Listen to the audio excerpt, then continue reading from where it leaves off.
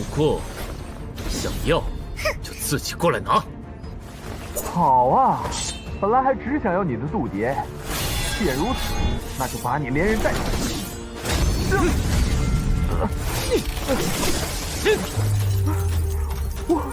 我的护命法宝！嚯，有点东西啊！又是护命法宝，9天的人还真是惜命。点子扎手，都给我！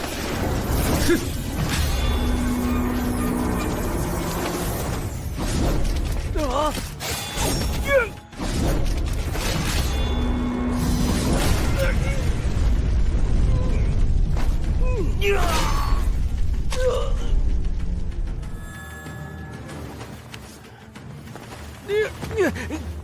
你还敢杀人？哼，怎么比金领都统还不经打？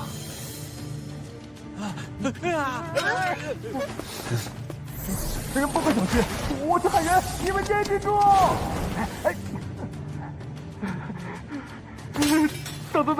道友，等一下，是我有眼不识泰山，你真要杀我？你可想好了？我是南市仙王麾下的承仙者。南市仙王？对，南市仙王。你，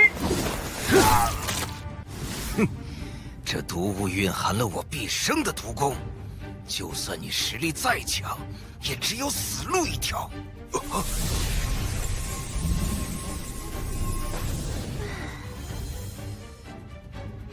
嘿嘿，小妹妹，味道怎么样啊？不错不错，味道好极了。叔叔这里还有很多，你可以进去吃个够。天地自然，晦气分散，积极如律令。去吧，给他们这段多混混。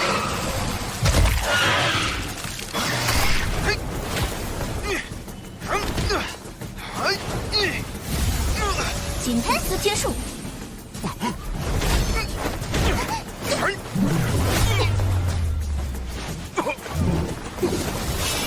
九灵幻剑诀。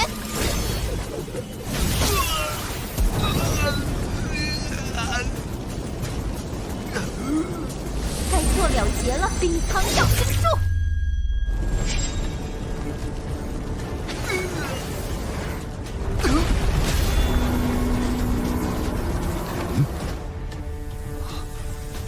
特例的巨铁一击吗？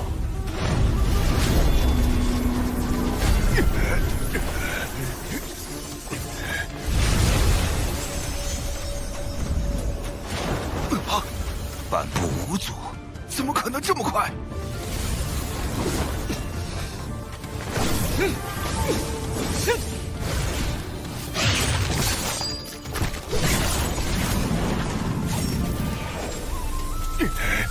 灵石，断天刀已经出世，还等什么？快请大人来呀！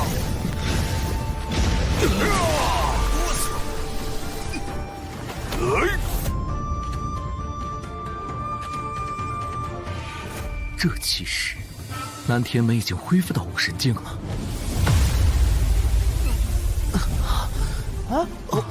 我还活着。是南天门大人复活了我们。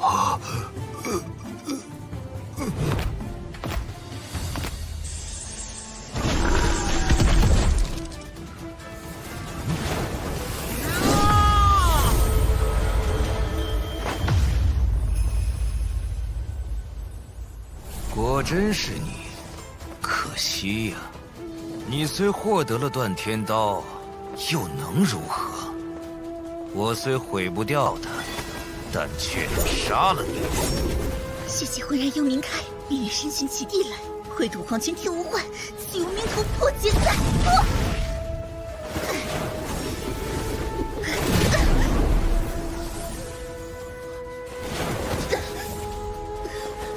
江碧兰，你这是……青南，你听我说，当年女帝陨落，天机婆婆藏下了她的躯体，被打散的三魂分别藏在铜镜、红绳和南天门的金刚镯里，来不及解释了，速将女帝三魂归位。婆婆曾推演过，这是唯一改变战局的机会。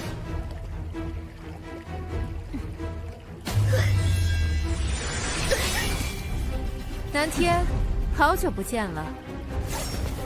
飞跃女帝，你竟还活着？是我活着，就代表你的死期要到了。你倒真是健忘了，只是过了1000年就忘了这些招数可对付不了我。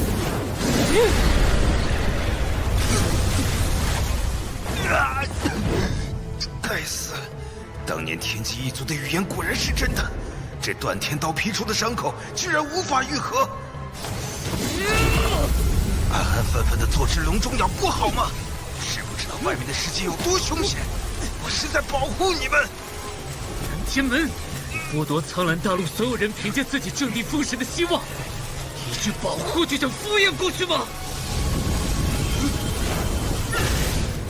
你们当真要拼个你死我活？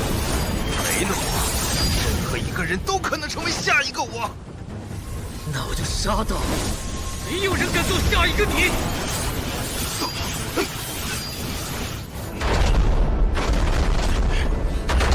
不如我们先停战，我可以打开苍兰法印，送你们飞升9天，或者我们平起平坐，分享这片苍兰大陆。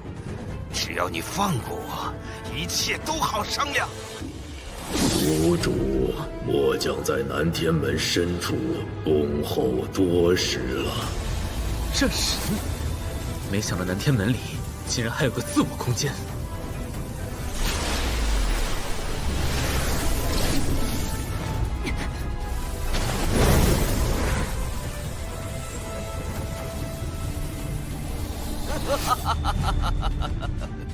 你们恐怕不知道吧？我的体内收藏着无数上古禁制，每一个都能轻而易举地夷平一座城池。秦南此番必死无疑。而你，我就大发慈悲，让你死在自己手里。三生劫。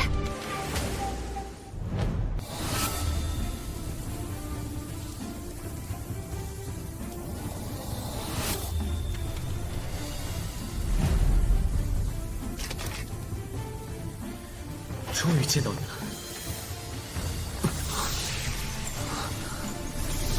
吾主，末将本是将死之人，全凭一份执念苟延至今。可以亲眼见您踏入真正的武道，吾便了无遗憾了。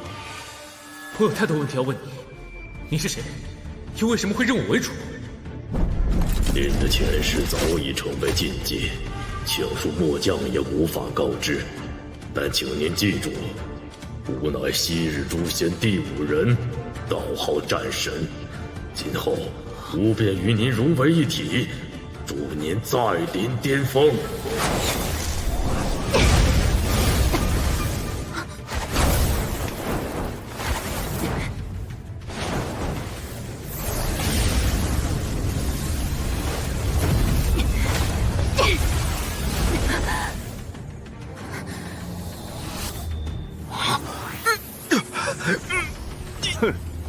南天大人，你以为我真的会一直听你驱使？这么多年了，我一直在替你看守宝窟，也到了你该回报我的时候了。阳奉阴违的小人！不，我这叫韬光养晦。不妨告诉你，其实，在幽冥之海炼化青龙失败后，我就开始计划放任秦南进入问道宝窟，获取断天刀了。等你们鱼死网破之后，我好坐收渔翁之利。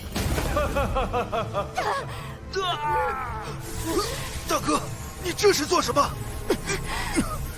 只要南天之灵一死，没有了魂环的束缚，他再吸收完我们的真气，就可以突破成为武帝，甚至武神。秦南，我知道你一定不会轻易有事的，快点回来吧。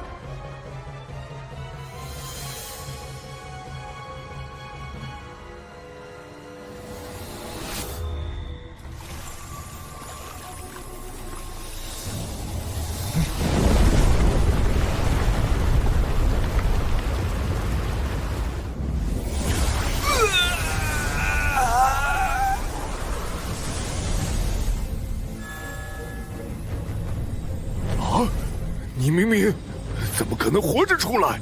而且修为……我明白了，混道老贼，你吞噬了南天之灵，于是成为了新的南天之灵。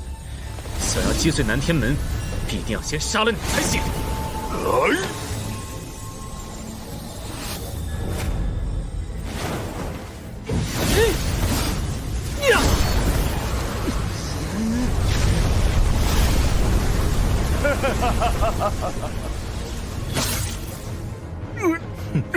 这一剑是为了告慰他在天之灵。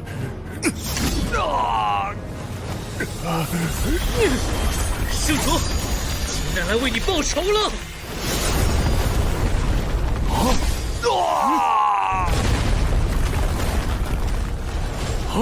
我体内的魂环消失了。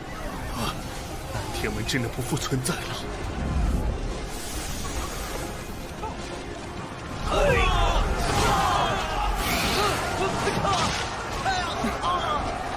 你完成了一件不朽的壮举，至此之后，你的名字将会流传万古。此刻，心中有何感觉？或许今后武道依旧残酷，许多人依然无缘强者，但至少从这一刻开始，每一个人都不再是棋子，都有着希望。真正属于苍兰众生的时代到了。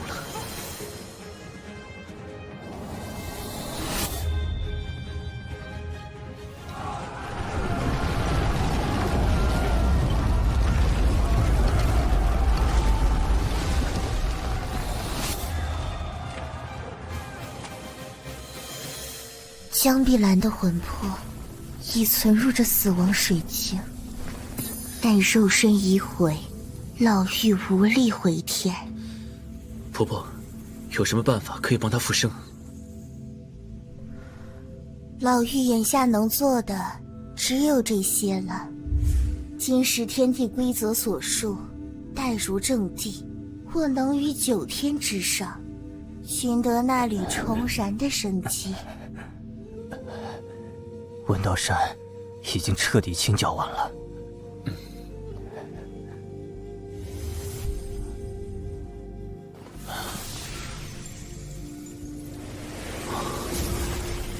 盲眼前辈之事，他向我讨要了一枚宝库里的阴阳珠，今日大胜，多亏了前辈相助，我岂有不给的道理？阴阳珠，就是可以恢复体内伤势，重获昔日巅峰修为的阴阳珠。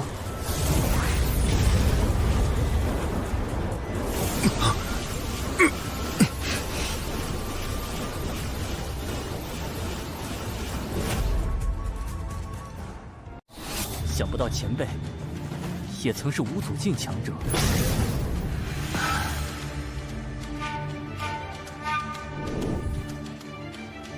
你们愿意听我这个糟老头讲一个故事吗？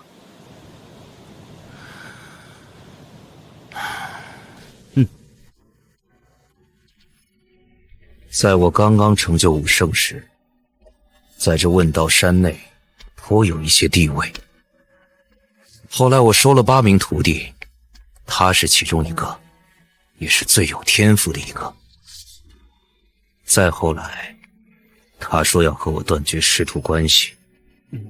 他背叛了你？不，他说只要做我1天的徒弟，他就1天不能光明正大的和我在一起。可是啊，他的天赋还是被问道老祖所忌惮，就这么悄无声息的成了立在山巅的石像。我能感受到他就在这里，我想要救他，但奈何我修为不够，我卧薪尝胆修炼到了5祖，却还是被那老贼暗算。今日问道山被毁，我们也算是大仇得报了。我天生眼疾，从未见过光明，看不看得见我本无所谓，但我想亲眼看看你。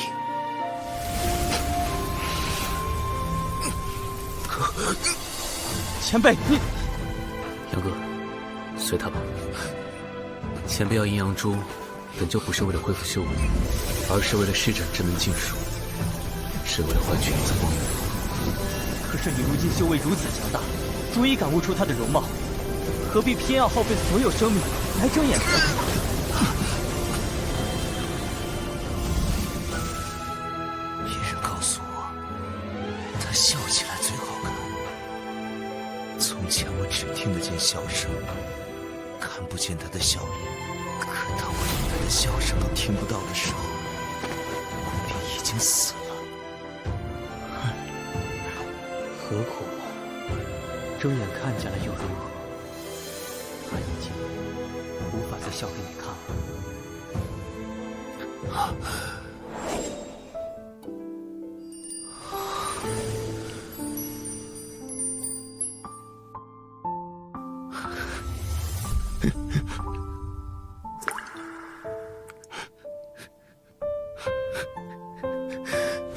终于看见你了呀！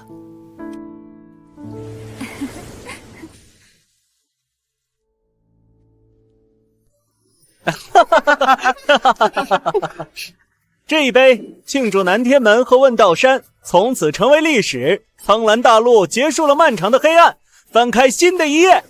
哎，你哪来这么些个套词啊？别整那些虚的，情南送给大家的宝贝才是实际的。这位敬情男。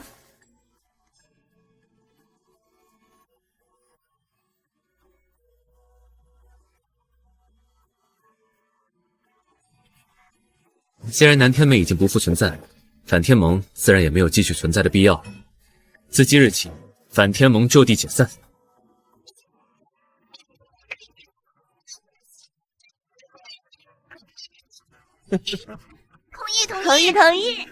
同意。唐金山师叔已经闭关冲击5帝境，准备早日飞升9天。你们今后都有什么打算？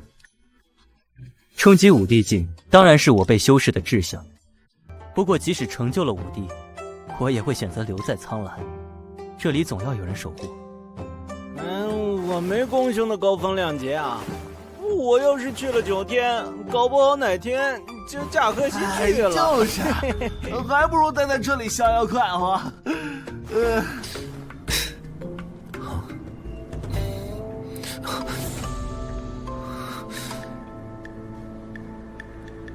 我不太习惯热闹的地方，还是就这样同你告别吧。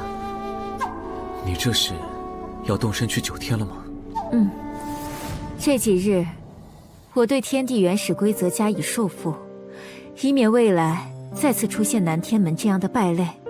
但我能感知到，在南天门背后还有9天的力量在操弄。9天仙域号称是大上界，怎会觊觎我们这一方小世界？所以我只是先去打个前站。据我所知，苍蓝大陆的1日相当于9天仙域的1月有余。时间在这里如果是一条湍急的小溪，而在9天则是一条潺湲的大河。怪不得人人都想飞升，原来是换了一种方式得到长生。复生之后，我想起了很多，这里是我当年留下的几处灵气洞天。带着你的同伴去吧，早日正地飞升，我在9天等你。还有，江碧兰因我而死，理应由我为她寻得复生之法。死亡水晶我就带走了。后会有期。飞羽前辈，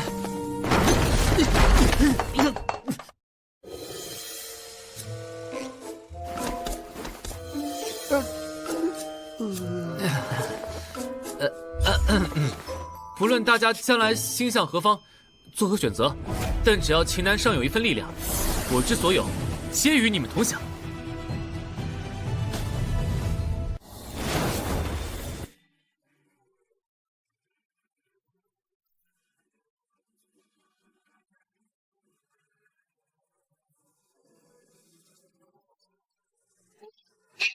好美的星豪，这就是被南天门霸占的天界吗？苍蓝魂线一除，将来会有更多的修士可以抵达这浩瀚的天界，感觉诸天万界都近在咫尺啊！不过我们接下来要怎么才能找到9天在哪？难不成就这么引渡虚空飞上去？飞跃前辈说过，这里应该会有一座飞升道场，只是不知要如何。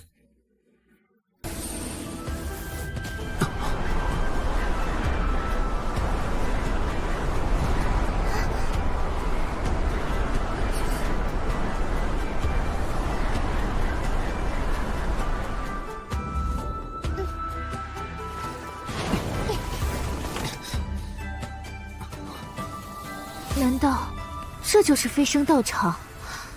它到底存在多少年月了？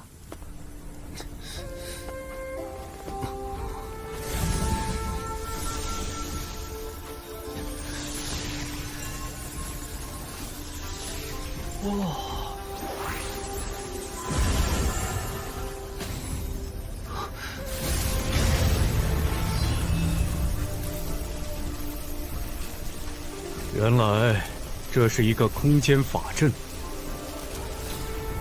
它应该连接着9天仙域。看来在此之前，南天门也只是把它藏了起来，不知道最初是谁建立的这座道场。不管是谁建成的，遗留的法阵依然在运转。我们准备好。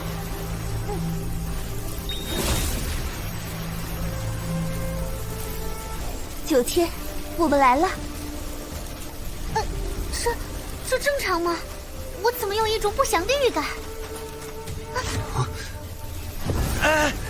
怎么回事啊？不对，法阵在被干扰。什么？你说什么？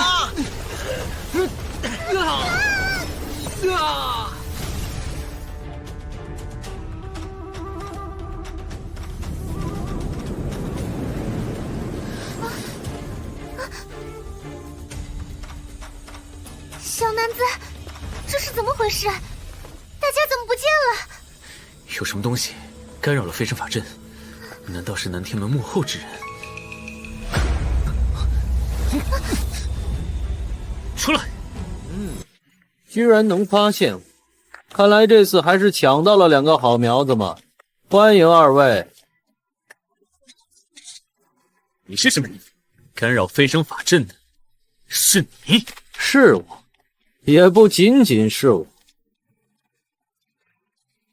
南天门是你什么人？呵呵，什么南天门？不认识。总之，照惯例，先让我试试你们的成色吧。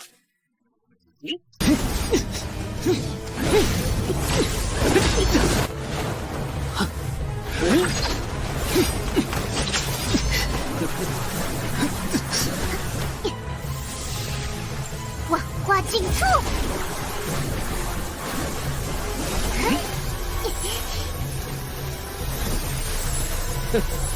雕虫小技，来尝尝这个天灵化鹰。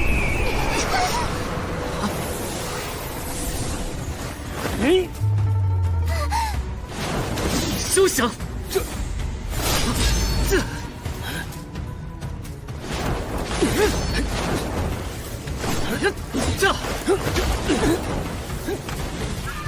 停下，等一等！你不是要试试我们的成色吗？方才那一刀，你们是哪个下界飞升来的？哼，少指这些，快说，是不是你让我们合同办失散的？哼，没有我，其他监狱的人也会这么干。飞升者这年头是各方都抢着要的人才，飞升法阵一运转，必定都会出手抢夺。各方还有谁出手呢？我们的同伴现在都在何处？啊，33仙域有不少类似飞升道场，估计是在其他仙域吧。33仙域，这里不是9天仙域吗？9天仙域，哎呦，这都多少年前的老黄历了。你们是哪个与世隔绝的小世界上来的？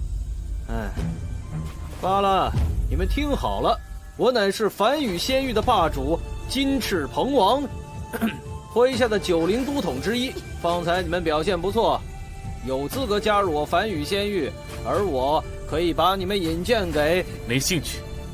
啊！而且，我不管你们的什么惯例，归根究底，是你害得我和我的同伴们失散了，你必须给我个说法。小子，你真以为我方才用出全力了吗？我只不过念在你们初来此地，所以才……你。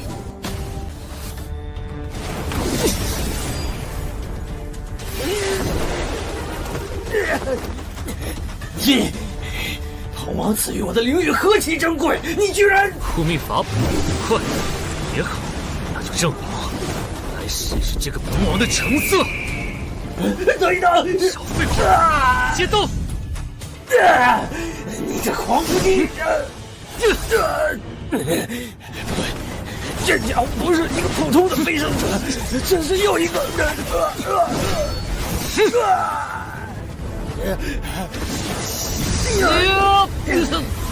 小子，你给我等着！现在想逃？啊！迟了！你！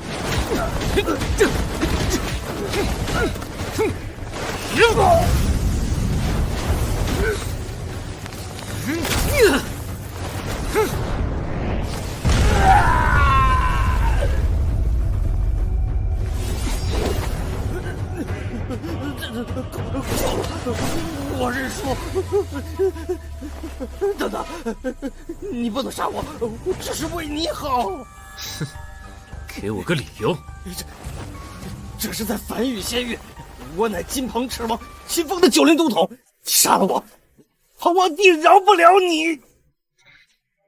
你的意思是，如果你殒命了，那个彭王就能感知到？对。哼，那什么彭王给你的法宝，几刀就劈碎了。我看所谓仙域霸主，也不过如此。狂妄，何等的无知！亏了！你们以为仙域霸主像你们那些小世界那样，仅仅是单纯的修为高就能称霸一方天地了？错！在13个小仙域里，被称为霸主的，那都是度过仙劫、彻底掌控一方仙域之人，是真正的仙人境界。你根本……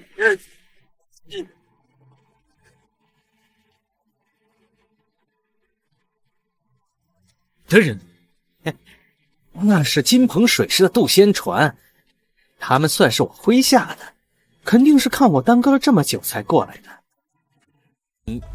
你们实力不俗，若是加入彭王麾下，定能重用。到时候咱们就是同僚。方才的事，一笔勾销如何？哼，你是说咱们不打不相识吗？对，不打不相识。王八蛋下界来的疯狗，一会儿我让你知道什么叫做后悔。你做了什么？此火名为噬魂火，能吞噬生灵的魂魄。一会儿你若是有任何异议，你到底要干什么？什么不打不相识，一笔勾销。我信不过你的承诺，带我们上船，别耍什么花招。但凡让我发觉你有小动作，你的小命就不保。你，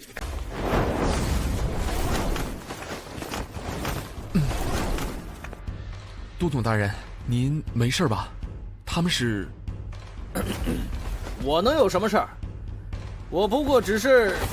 我们初来乍到，不自量力的和都统大人比试切磋了一番，对吧？混账！你那是什么眼神？我堂堂90都统，难道还会败给2个下界来的土包子吗？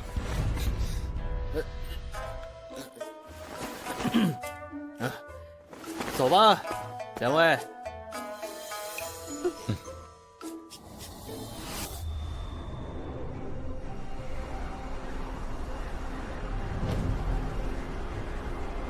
我都按你说的做了，到底还想怎么样？你先回答我，我的其他同伴可能去到哪个仙域？哪个都有可能。这年头，飞升者各个仙域都抢着要。为什么要争抢飞升者？这里应该不乏天资卓越之人吧？从前也不抢啊，但前些年下界来了个飞升者，他可谓是一路横扫，不光得了仙缘，甚至差一点就成了一方仙域霸主，人们都尊称他为女帝。在那之后，各个仙域都想得到从那个小世界来的飞升者了。你说的这位女帝，现在何处？这我怎么知道？那位从来都是行踪不定，不过他最常在上行天露面。好，那就老老实实带我们去上行天。你这船都叫渡仙船了，一定能去吧？啊。你之前说女帝得了仙缘，有了仙缘就能飞升成仙吗？展开说说。这有什么可说的？仙缘就是仙人留下的传承，基本上都在一些仙古遗迹禁地，或者某些洞天福地，甚至是古战场里。我曾在一个仙古禁地开启之时，远远观望过，那片禁地里流露出的气息，一直让我梦回萦绕。唉，纵然无法升仙，可若是能够身处其中，获得一丝机缘，我必然早早突破了。何至于被你们远远观望？那你为何当时不进去？唉，纵然无法升仙，可若是能够身处其中，获得一丝机缘，我必然早早突破了。何至于被你们远远观望？那你为何当时不进去？要想进入那些仙古遗迹，必须得有升仙令才行。所以这仙人也得凭证飞升啊。哦，可你不是彭王麾下堂堂9领都统吗？难道那个彭王没给你升仙令？9领都统听着倒是唬人，看来也就是彭王麾下的一私兵头子。这是。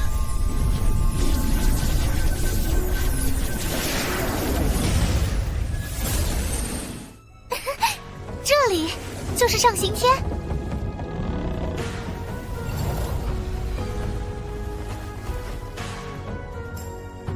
哇！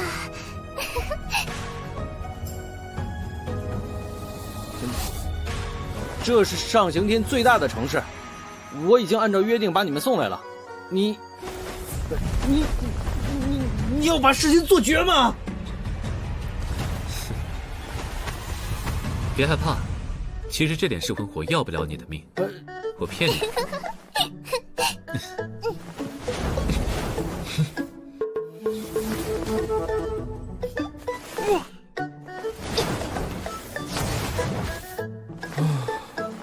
都统大人，果然是被……闭嘴！你们真当我就这么可耻的屈服他们了？哼！他们以为逃离了凡羽仙域，殊不知，哼！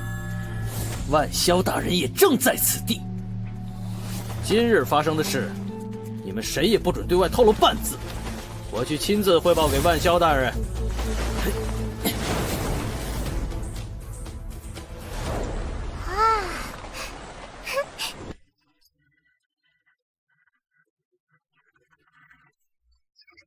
这里每个人修为都不低啊，不愧是9天仙域。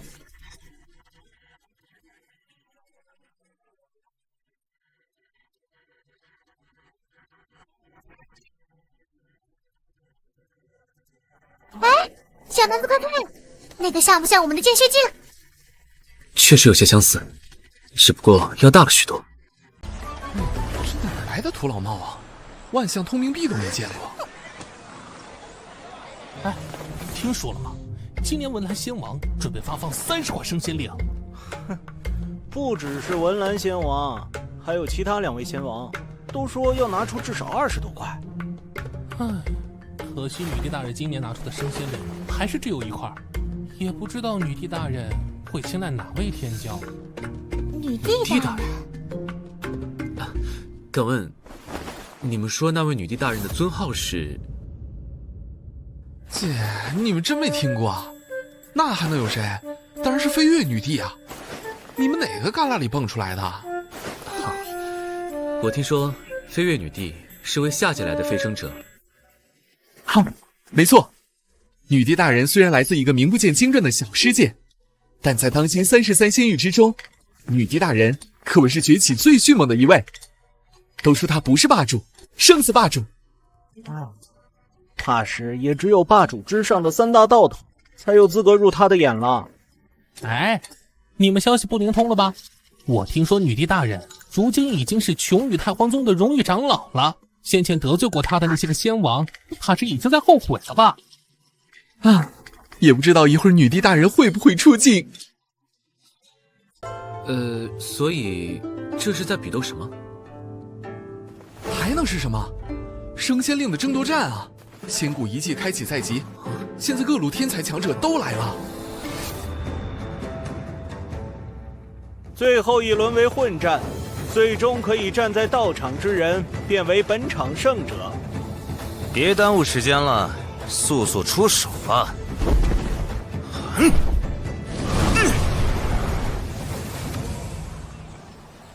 这个翅膀感觉好眼熟啊！此人乃是金翅鹏王的儿子，号称小鹏王的万霄，年纪轻轻就有逼近仙王境的实力，可谓是33仙域之中的盖世天才。这金翅鹏王不是仙域霸主吗？他儿子干嘛还要来争夺其他仙王和霸主的升仙令？此言差矣。若是其他仙王的升仙令，小鹏王自然是不屑一顾，可女帝大人的就不一样了。不错，女帝只颁布1块升仙令，若是能夺得，自然是能得她青睐，意义完全不一样啊！哎呀！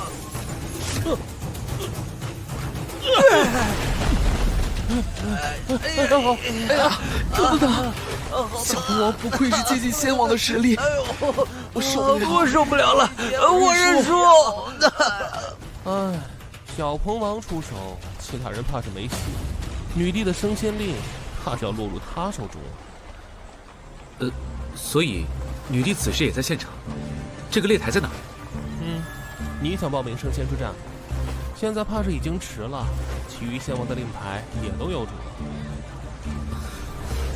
升仙令无所谓，我主要是去见女帝一面。行啊，哥们儿，那你去吧，我告诉你位置，哥几个就在这等你登台亮相了。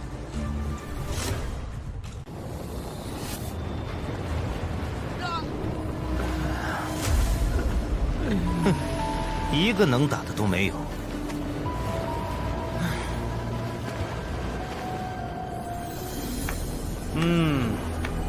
好，不愧是金鹏的儿子，有几分他爹当年的风范。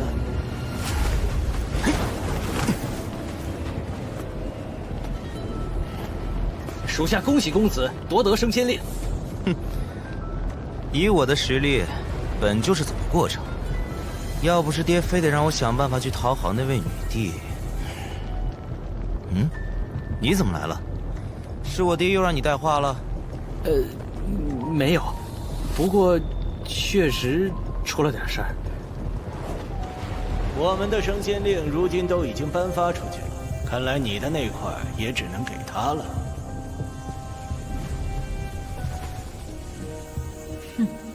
不急。站住！升仙之战已经结束，列位仙王在上，你们胆敢擅闯会场？怎么是？住手！这是我的故人。这两位是？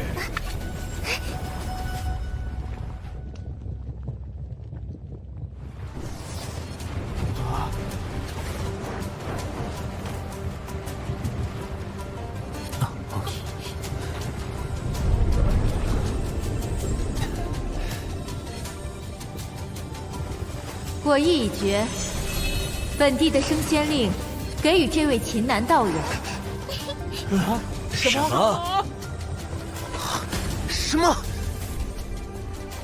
么？这似乎有些不妥吧？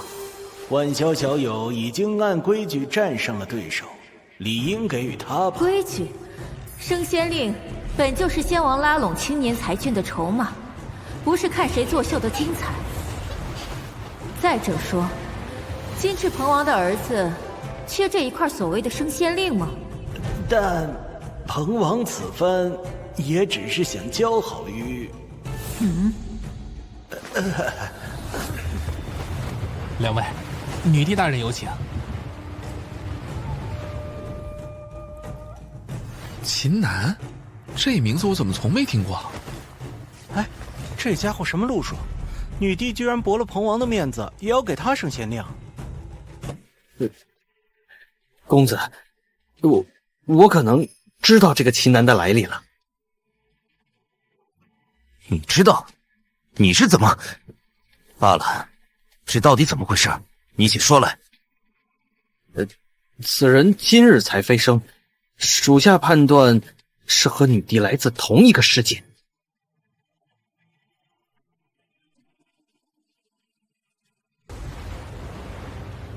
飞月前辈，好久不见。确实很久不见了。让你久等了。我们刚飞升，就能体会9天不同于苍蓝。对我们而言，只是过去1年，但在这里，已经过去了30年。此次飞升，只有你们先来吗？当然不是，我正要和前辈说这事儿呢。我们大家都来了，但在飞升到场的时候，却被些鸟人冲散了。我明白了，不过你们不必着急，各个仙域如今都在招揽飞升者，他们的处境倒是不会多么危险，多半是被各方势力强留下来了。这9天仙域的人都是强盗吗？怎么还强行掳人？此事归根结底还是因为我。如果是你的话，想必能明白这背后的原因。我猜，是你把他们吓着了，所以他们如今绝不允许在横空出现一个不受掌控的仙王霸主。不错。9天虽大，但33重天大多各有所主，多一个仙王就多一份竞争，多一个霸主就意味着一整个仙域被人独霸。化身可以维持的时间不长，接下来我长话短说。你还记得我说过，南天门背后另有其主吧？当然不会忘。这些年我一直在追查，目前可以确定，南市仙王和南天门关系匪浅。南市仙王，我记住了。有什么我们可以帮忙的吗？我暂时还不能亲自来找你，让江碧兰复活的办法，我也有了眉目。你们的当务之急是尽快提升实力，达到仙王境，可以凭着我的升仙令，去六荒战场寻求仙源。不过切记小心。前辈放心，我们一定会尽快来找你的。好，这一次不会再等太久。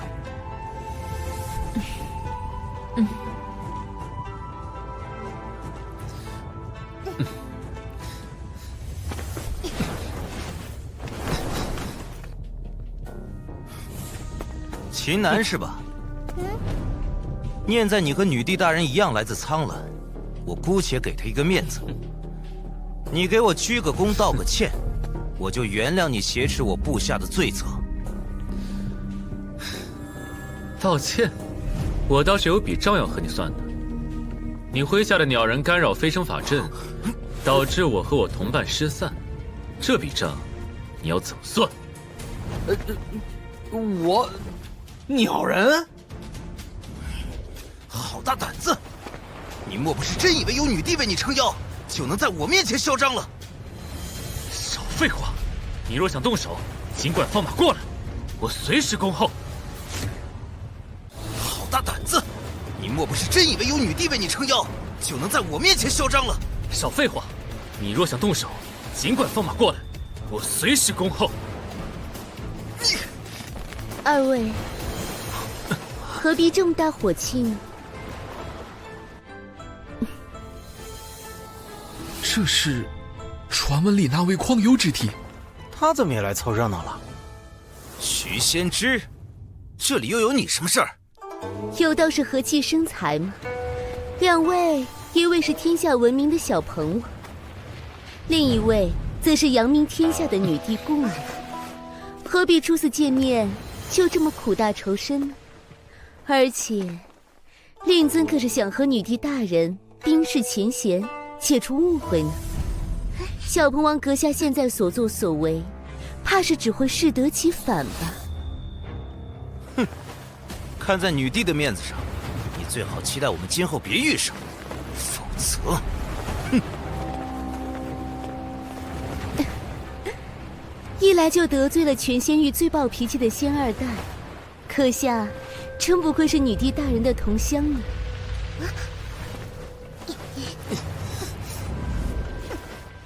多谢解围，那个鸟人头子还真是霸道的很。容小女子再自我介绍一下，我名徐仙芝，田猎三清古教内门弟子。小女子知晓一处不错的茶楼，不知二位能否赏脸，共品一壶仙茶？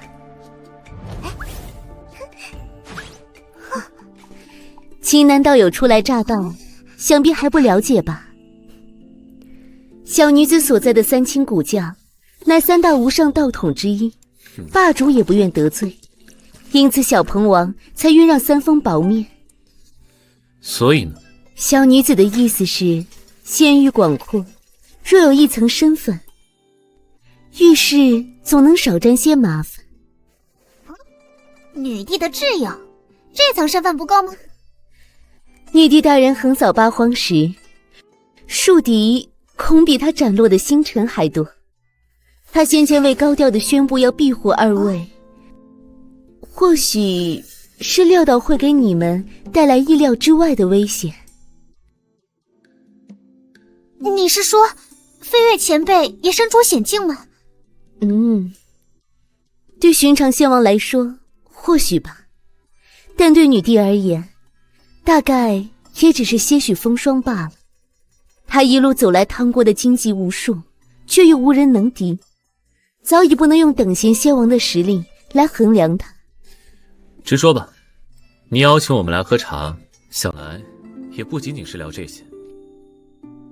三清古教与琼宇太荒宗素无仇怨，我在三清古教也说得上几句话。二位若是有意加入，抱歉，我暂时不打算加入什么势力。也罢，想来阁下有自己的志向，那我就当是结份善缘。你们若有什么疑问，或许我能解答一二。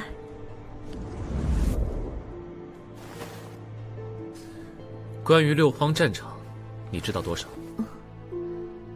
六荒战场乃是一处古战场，传闻曾经爆发过6次大战，荒古大能们在那里交手，引得万象崩灭。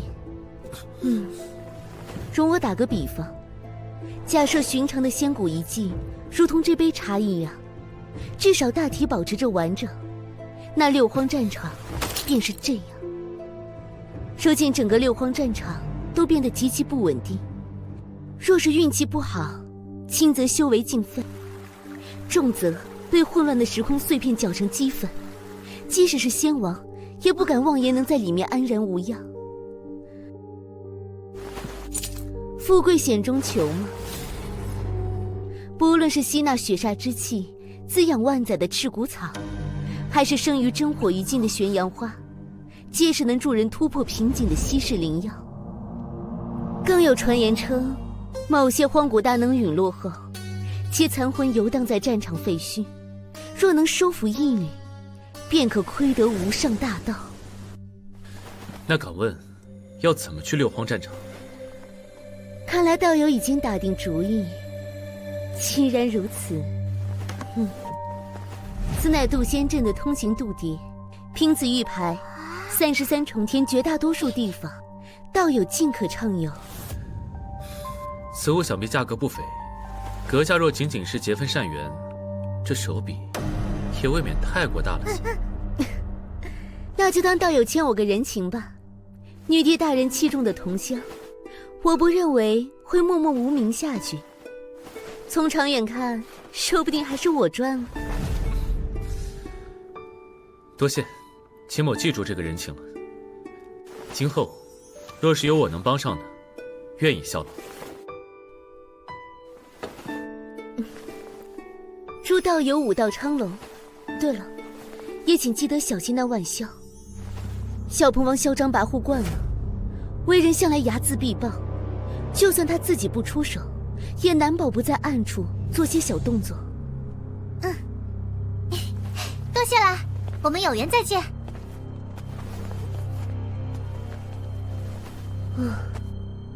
但愿这次我没下错注。哼，刚来9天就有人卖这么大一人情给你，小男子还是挺招人稀罕嘛。哎呀，我好像闻到了一股酸味儿，你闻到了没有？没有没有。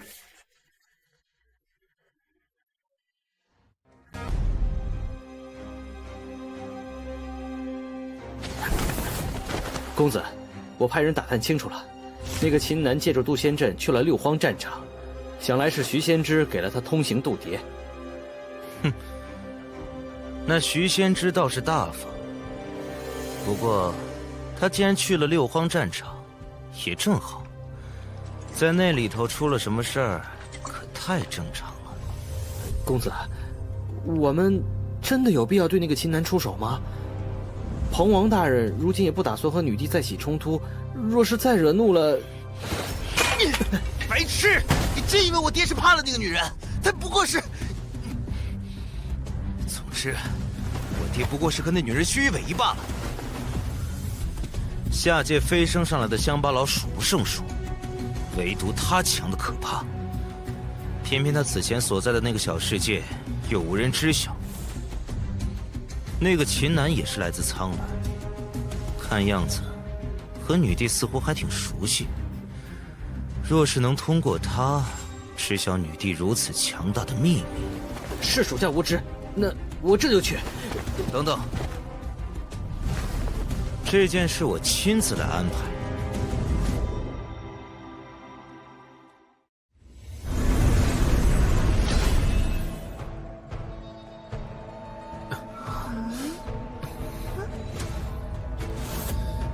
这些人气息都不弱，看来都是取得升仙令后来此地搏一搏的。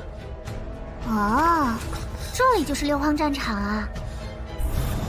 这里似乎连虚空都是破碎的。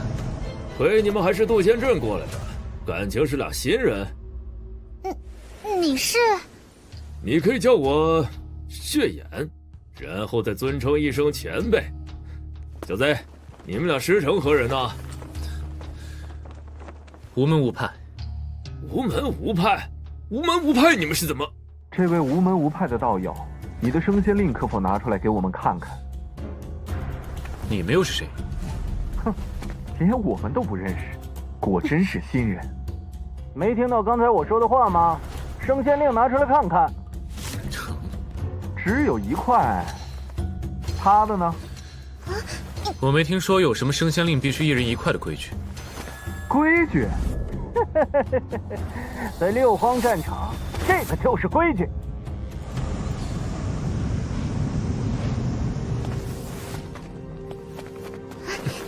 所以，你们是来找茬的？别说我们欺负人，道友私自带人进来，确实是坏了规矩。我们在场哪个不是费尽千辛万苦拿到升仙令的？要是随随便便就能带人进来，那成何体统？而坏了规矩，就要付出代价。所以，若是道友把身上的通行渡牒交出来，我们倒是可以网开一面。哼，说了半天，你们就是借个由头想要勒索打劫。可以。不过，想要就自己过来拿。好啊，本来还只想要你的渡牒，既然如此，那就把你连人带起。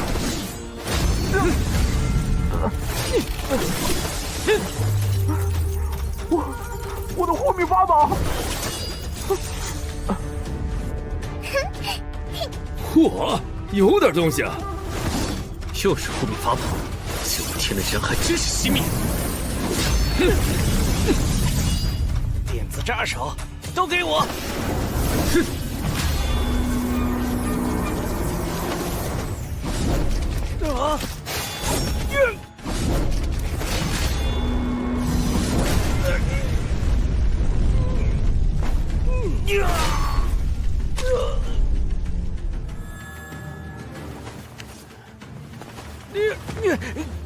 你还敢杀人？哼，怎么比金领都统还不经打？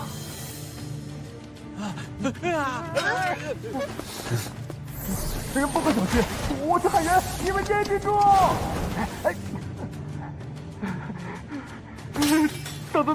道友，等一下，恕有眼不识泰山，你真要杀我？你可想好了？我是南市仙王麾下的成仙者。南市仙王？对，南市仙王。南市仙王，那这就不是私人恩怨了。啊，这，哼，痛快啊，道友！这几个蠢货不敢去战场深处冒险，天天留在这里欺凌新人，今天总算踢到铁板了。不过你把剩下的几人给放了，倒是可能会有些麻烦。这几个人真是南市仙王麾下的，为何会如此的不经打？连小男子一击都接不住。可之前咱们遇到的一个鸟人，连仙骨一击都没进过，这还能撑几回合呢？不经打，不经打就对了。升仙令本质上就是垄断了各个仙骨遗迹的仙王们，公平的给后来者一个晋升的机会。公平？对，公平。但是有的人比其他人更公平。对，公平。但是有的人比其他人更公平。仙王和霸主们家大业大，手下追随者无数，后辈自然少不了。那不总得网开一面？对呀，这是一群没啥真本事，不恭喜你就升仙令的了。所以我才说你们放跑了那几人会有些麻烦。一般升仙者基于这帮人背景，都懒得和他们起冲突，而他们也只敢欺负没什么背景的新人。结果没想到……对了，都是你一开始来和我们搭话，还说什么是新人什么的。我哪知道有钱买通情渡牒的人会是个新手呢？而且我后来问你们俩师承何人，就是想让你们自报家门，免得被找茬啊。不过恕我眼拙，道友刚才那几招，我还真没看出师承哪位仙王。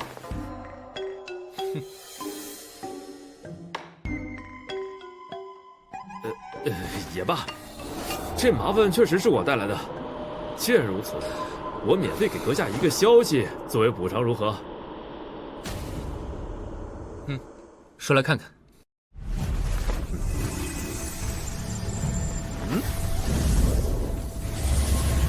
六荒战场东南边的五煞山脉里，前不久我在那里发现了一个洞天福地。道友若有兴趣，可以去探查一番。这么好的事，阁下自己为何不去？嗨，洞天福地各有不同，我的修炼并不怎么依靠外力。倒不如卖道友一个人情，道友若不想去，也可转卖给别人。不过，若道友真打算去，切记千万小心。洞天福地可遇不可求，成仙的机会谁也不想放过。就算道友身手不凡，也须知小心驶得万年船啊！言已至此，先告辞了，希望日后还能见到道友。那要去看看吗？这个血眼前辈看着不像坏人。阁下若不感兴趣，不如将那枚坐标卖给我。看来道友似乎有些疑惑，但其实血眼前辈也算是六荒战场的老手了。此言倒是不假。血眼虽然独来独往，但为人坦荡，不太可能弄虚作假。我还听说血眼曾经寻得仙缘，可惜还是差了一点。怎么说？怎么说？朋友，卖吗？卖吗？既然如此，我们就先去看看呗。好，等等我。道友，等等啊！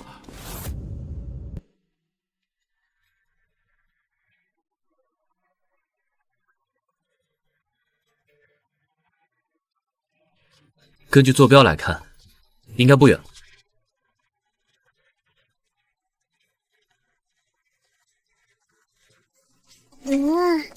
这里的气息好让人不舒服，怪不得被叫五煞山脉。这鸟不拉屎的地方，真能有洞天福地？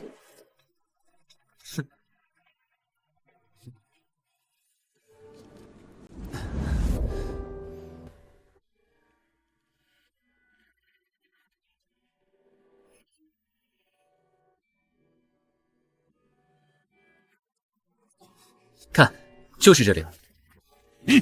又来2个想分一杯羹的，今儿个这里还真是热闹。怎么这么多人？那个血眼不会早就把消息卖得到处都是了吧？血眼，二位难道不是察觉到这处仙古遗迹的气息才来的吗？什么气息？这里到底是什么情喏，况？就是这个。这次的动静比上次还大，我们这些人都是发现后赶来的。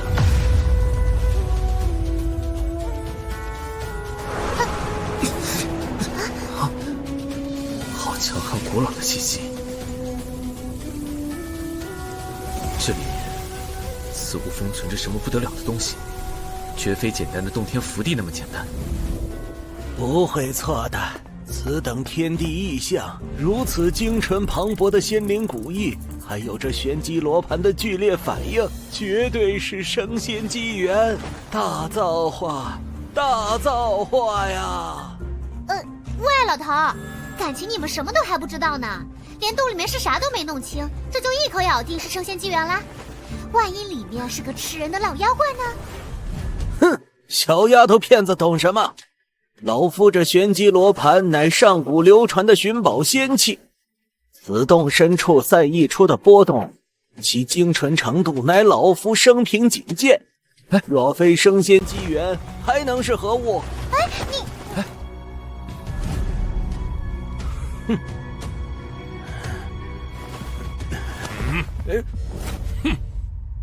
哎呀呀，能引动如此异象，洞中之物必非凡品，说是升仙机缘，也未必是夸大呀。总算有个明白人。不过，这位姑娘的担忧也不无道理。仙缘往往伴随着风险，谨慎些总是好的。诸位道友，机遇稍纵即逝。方才那仙光，声势比上次又浩大了几分，恐怕就会引来更多更强的觊觎者。到那时，我们这几个人，怕是想分点汤水都难了。